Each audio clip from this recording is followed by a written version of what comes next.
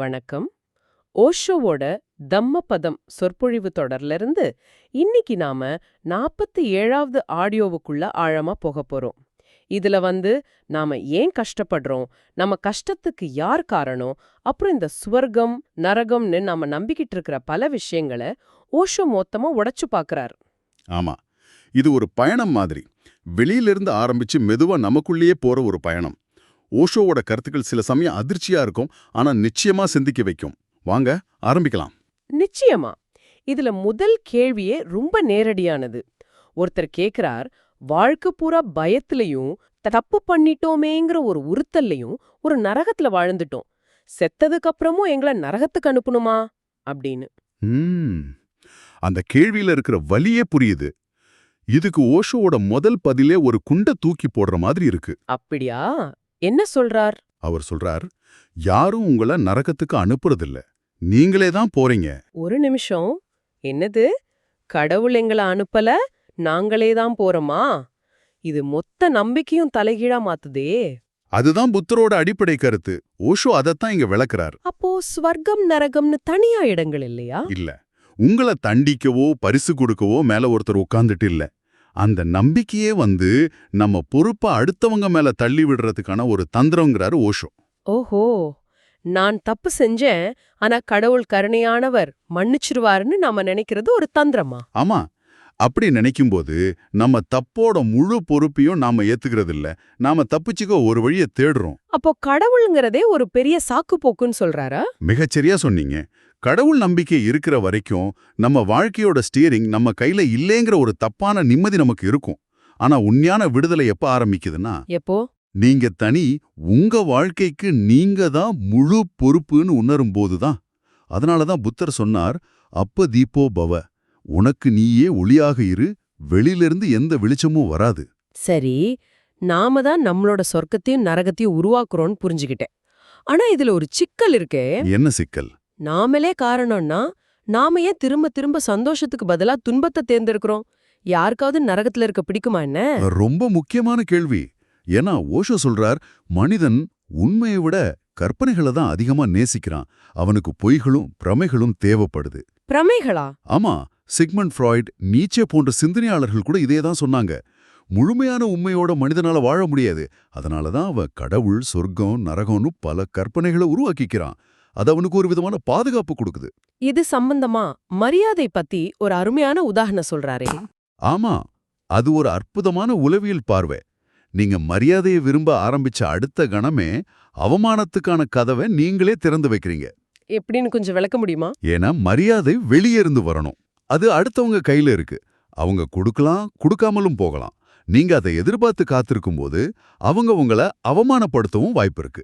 ஆஹா, அந்த பருந்து கதை ரொம்ப அருமை. நம்ம ஆசைகள் தான் அந்த செத்த எலிங்கிற உருவகம் மனசுல அப்படியே நிக்குது. ஆமா, ராமகிருஷ்ணர் சொன்ன கதை அது. ஒரு பருந்து செத்த எலிய தூக்கிட்டு பறக்குது. அதை பார்த்த மத்த பருந்துகள்லாம் அந்த பிடுங்க துரத்துது. அந்த ஒரு பருந்துக்கு ஒரே போராட்டம், ஒரே காயம். ம். கடைசியா அதுக்கு ஒண்ணு புரிஞ்சுது, இந்த போராட்டத்துக்கெல்லாம் காரணம் இந்த செத்த எலிதான்னு. அதை கீழே போட்ட அடுத்த நொடி மத்த எல்லா பருந்துகளும் அதை விட்டுட்டு எலிய நோக்கி போயிடுச்சு.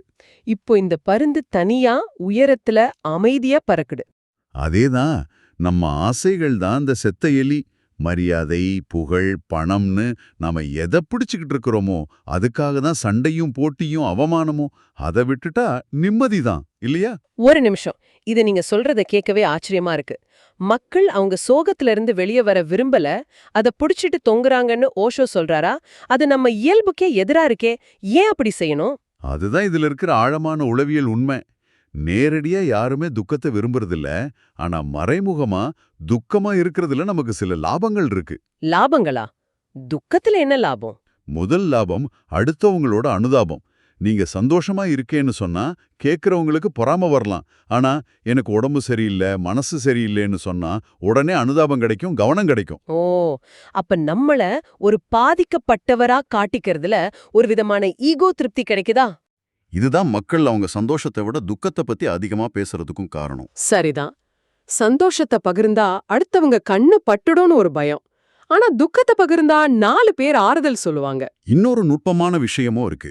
அடுத்தவங்க துக்கத்துல அனுதாபம் காட்டும்போது அப்படா நாம அவங்கள விட நல்லா இருக்கோம்னு நமக்குள்ள ஒரு சின்ன சந்தோஷம் உண்டாகும். ஆமா, இது உண்மைதான். அடுத்த வீட்ல ஒரு துக்க காரியம்னா உடனே ஓடி போய் ஆறுதல் சொல்ற ஒரு பெண்மணிய பத்தி ஓஷோ சொல்ற கதை இத தெளிவா விளக்குது. அந்த பெண்ணுக்கு அடுத்தவங்க துக்கத்துல பங்கெடுக்கிறதுல ஒரு விதமான ஆனந்தம். அப்போ உண்மையான ஆன்மீகவாதிங்கிறதுக்கு ஓஷோ ஒரு இலக்கணம் சொல்றாரா? ஆமா, அவர் சொல்றார், பிறர் துக்கத்தில் அனுதாபம் காட்டுபவன் உண்மையான ஆன்மீகவாதி அல்ல. அது சுலபம். பிறர் மகிழ்ச்சியில் யார் பொறாமைப்படாமல் உண்மையாகவே மகிழ்ச்சி அடைகிறானோ அவனே உண்மையான ஆன்மீகவாதி.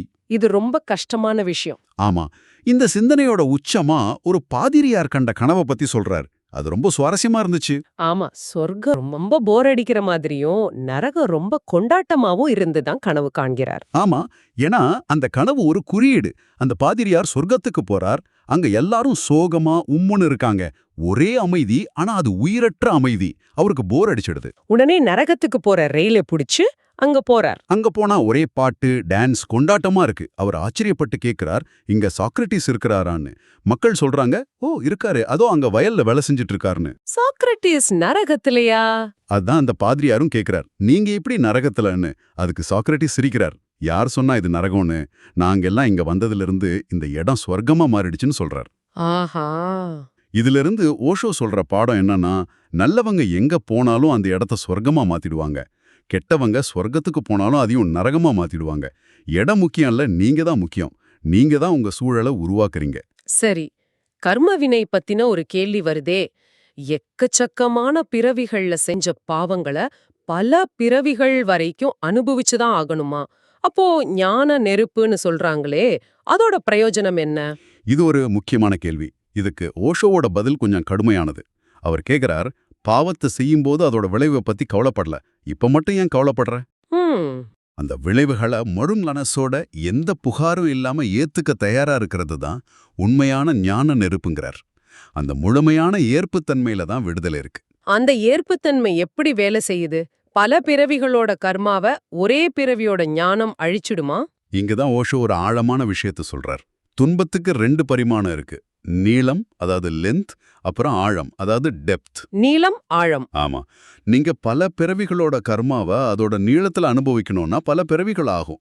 ஆனா அதோட முழு ஆழத்தையும் ஒரே கணத்துல அனுபவிச்சு முடிக்க முடியும். இது கொஞ்சம் குழப்பமா இருக்கே. ஒரு உதாரணத்தோட சொல்ல முடியுமா? இதை இப்படி யோசிச்சு பாருங்க.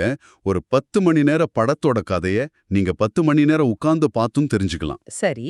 இல்லன்னா அதோட 5 நிமிஷம் ட்ரெய்லர்லயே அதோட மொத்த உணர்ச்சியையும் வலியையும் உச்சக்கட்டத்தையும் அனுபவிச்சு தெரிஞ்சுக்கலாம். ஞானிகள் செய்யறது அந்த 2வது வகை. ஓ, அப்போ பல பிறவிகளோட கர்மாவ ஒரே பிறவியில ஒரு தீவிரமான ட்ரெய்லர் மாதிரி ஆழமா அனுபவிச்சு முடிச்சிடுறாங்க. மிகச்சரியா.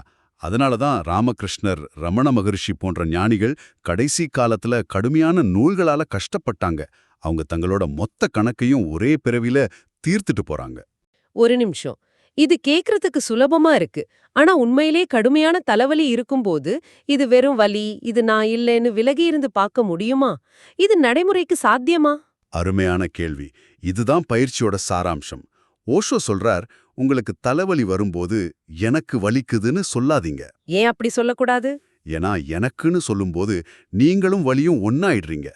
அதுக்கு பதிலா, இங்கே உடம்பில் வலி என்று ஒன்று இருக்கிறது, நான் அதை கவனிக்கிறேன்னு ஒரு சாட்சியா, ஒரு பார்வையாளனா விலகி இருந்து பாருங்க. அப்படி கவனிக்கும் போது என்ன நடக்கும்? உங்களுக்குள்ளேயே ஒரு மேஜிக் நடக்கும். உங்களுக்கும் அந்த வலிக்கும் நடுவுல ஒரு சின்ன இடைவெளி உருவாகும். நீங்க பார்ப்பவர், வலி பார்க்கப்படும் பொருள். அந்த இடைவெளி அதிகமாக வலி ஒரு அந்நிய பொருள் மாதிரி ஆயிடும். அப்போ அதோட தீவிரம் குறைய ஆரம்பிக்கும். ஆமா, முழுமையான விழிப்புணர்வுல வலி உங்களை பாதிக்கவே பாதிக்காது. இதுக்கு ஒரு நல்ல உதாரணம் ஆபரேஷன் செய்யும்போது கொடுக்கிற மயக்க மருந்து. சரிதான். மயக்கத்துல இருக்கும்போது உடம்புல வலியை உண்டாக்குற செயல் நடந்தாலும் உங்க மனசுக்கு அது தெரியாது. ஏன்னா உங்க உணர்வு நிலை அங்க இல்ல. அதே மாதிரி உச்சகட்ட விழிப்புணர்வுங்கிற இன்னொரு எல்லையில இருக்கும்போதும் வலி உங்களை தொடாது. இதுதான் ஞான நெருப்போட ரகசியம். ரொம்ப ஆழமான விளக்கம். உரையாளரோட கடைசியில அனாஸ்ரவ புருஷர்னு ஒரு வார்த்தையை விளக்குறாரு. அதுக்கு என்ன அர்த்தம்? அனாஸ்ரவம்ங்கிறது பௌத்த ஜைன மதங்கள்ல ஒரு முக்கியமான சொல். இத புரிஞ்சிக்க முதல்ல ஆசிரவம்னா என்னன்னு தெரியணும். சரி, ஆசிரமம்னா என்ன? ஆசிரமம்னா உள்ளே வருதல். சாதாரண மனுஷனோட மனம் ஒரு திறந்து வச்ச வீடு மாதிரி. வெளியிலிருந்து எது வேணும்னாலும் உள்ளே வரும். ஆசை, கோபம், பொறாமை, கருத்துக்கள்னு எல்லாமே உள்ளே நுழைஞ்சிடும். இதுதான் ஆஷ்ரமம். அப்போ அனாசிரமம்னா அதுக்கு நேர் எதிரா? ஆமா, அனாசிரமம்னா வெளியிலிருந்து எதுவும் உள்ளே வராத ஒரு தூய உணர்வு நிலை. அந்த வீட்டுக்கு கதவுகள் இருக்கு, ஆனா அது நம்ம கட்டுப்பாட்டுல இருக்கு. எதை உள்ளே விடணும் விடக்கூடாதுன்னு நம்ம கிட்ட முழுமையான விழிப்புணர்வு இருக்கு. ஒரு உதாரணத்தோட சொன்னா இன்னும் நல்லா புரியும்னு நினைக்கிறேன். நிச்சயமா, நீங்க ரோட்ல நடந்து போறீங்க, ஒரு அழகான கார் உங்களை கடந்து போகுது. கார் போயிடுச்சு, ஆனா இந்த கார் எனக்கு வேணுங்கிற ஆசை உங்களுக்குள்ள வந்து தங்கிடுது. இது ஆஷ்ரமம். வெளியே இருந்து ஒரு விஷயம் மனசுக்குள்ள வந்துடுச்சு. அதேதான். ஆனா புத்தரை போன்ற ஒரு யானி அதே ரோட்ல போறாருன்னு வச்சுப்போம். ஒரு நிர்வாணமான அழகான பெண் அவரை கடந்து போனாலும் அவர் மனசுல யாரோ ஒருத்தர் கடந்து சென்றாருங்கிற பதிவு மட்டும்தான் இருக்கும். அங்கே அந்த பெண்ணை பத்தின ஆசையோ தீர்ப்போ எந்த சலனமும் உள்ளே வராது. இதுதான் அனாஷ்ரவம். அப்போ அனாஷ்ரவ மனசு ஒரு கண்ணாடி மாதிரிங்கிறீங்களா? அருமையான உருவம் அதுதான். அனாஷ்ரவ மனம் ஒரு கண்ணாடி. அது முன்னாடி எது வந்தாலும் அப்படியே பிரதிபலிக்கும். ஆனா எதையும் பிடிச்சு வச்சுக்காது. ஒரு கார் முன்னாடி போனா காரோட பிம்பம் தெரியும். கார் போனதும் பிம்பமும் போயிடும். கண்ணாடி காலியா இருக்கும். ஆனா நம்ம மனசு ஒரு போட்டோ ஃபிலிம் மாதிரி பாக்குற எல்லாத்தையும் பதிவு செஞ்சு உள்ளேயே வச்சுக்குது. ஆமா, அதுதான் பாரமா மாறுது. இந்த நிலையை அடையிறது எப்படி? இது ரொம்ப உயரமான நிலை மாதிரி தெரியுதே. ஓஷோ இதுக்கு ஒரு எளிமையான வழியை சொல்றார். வெளியிலிருந்து ஏதோ ஒண்ணு வந்து நமக்கு சந்தோஷத்தை கொடுக்கும்னு காத்துக்கிட்டு இருக்கிறத நிறுத்தணும். காத்திருப்பை நிறுத்தணுமா? ஆமா, நம்ம மனசு எப்பவுமே வீட்டு வாசல்ல காத்துக்கிட்டு இருக்கு. யாராவது வருவாங்க, எனக்கு அன்பு கொடுப்பாங்க, ஏதாவது நடக்கும், எனக்கு வெற்றி கிடைக்கும்னு ஒரு முடிவே இல்லாத காத்திருப்பு. ஆனா ஓஷோ சொல்றார், கதவுகளை மூடுங்கள், யாரும் வரப்போவதில்லை. உங்களுக்கு தேவையான எல்லாமே உங்களுக்குள்ளேயே தான் இருக்குன்னு. அப்போ இந்த காத்திருப்பு இல்லாத, எதையும் எதிர்பார்க்காத, நிகழ்கணத்தில் முழுமையா இருக்கிற அந்த அமைதியான நிலைதான் தியானம். ஆமா, அந்த நிலையிலே நாம நிரந்தரமா வாழ ஆரம்பிக்கும்போது அது சமாதி. அப்போ வெளியிருந்து எதுவும் உள்ளே வர்றதில்ல, உள்ளே இருந்து எதுவும் வெளியே போறதில்ல. ஒரு முழுமையான நிறைவு. ரொம்ப அருமை. அப்போ இந்த ஆழமான உரையாடல்ல இருந்து நாம எடுத்துட்டு போக வேண்டிய முக்கியமான விஷயங்கள் என்னன்னா, நம்ம வாழ்க்கைக்கும் நம்ம இன்பத் துன்பங்களுக்கும் நாம தான் முழு பொறுப்பு. சொர்க்கமும் நரகமும் நமக்குள்ளதான் இருக்கு. துன்பம் வரும்போது அதோடு ஒன்றி போகாம அதை ஒரு சாட்சியா விலகி இருந்து கவனிக்கணும். கடைசியா வெளியிருந்து வர சந்தோஷத்துக்காக காத்துக்கிட்டு இருக்காம நமக்குள்ள இருக்கிற நிறைவை உணர்ந்து ஒரு கண்ணாடி மாதிரி எதையும் பற்றிக்கொள்ளாத மனநிலைய வளர்த்துக்கணும். சரியா சொன்னீங்க. இந்த உரையாடலை கேட்கிற உங்களுக்கு ஒரு சின்ன சிந்தனை. சொல்லுங்க. அடுத்த முறை நீங்க வருத்தமா இல்ல உடம்பு வலியோட இருக்கும்போது உங்களை நீங்களே இப்படி கேட்டுக்கோங்க. நான் உண்மையிலே இந்த துன்பத்தை அனுபவிக்கிறேனா, அல்லது இந்த துன்பத்தை அனுபவிக்கிறது மூலமா அடுத்தவங்களோட கவனத்தையோ அனுதாபத்தையும் பெற்று அதுல எனக்கு ஒரு விதமான நுட்பமான திருப்தி கிடைக்குதா? ஆழமான கேள்வி. அந்த உணர்வை ஆராய்ந்து பாருங்க. அதோட சண்டை போடாம, அதை தள்ள நினைக்காம, அது ஏன் வருதுன்னு வெறுமனே கவனிச்சு பாருங்க. ஒருவேளை உங்க அனுபவமே மொத்தமா மாறலாம்.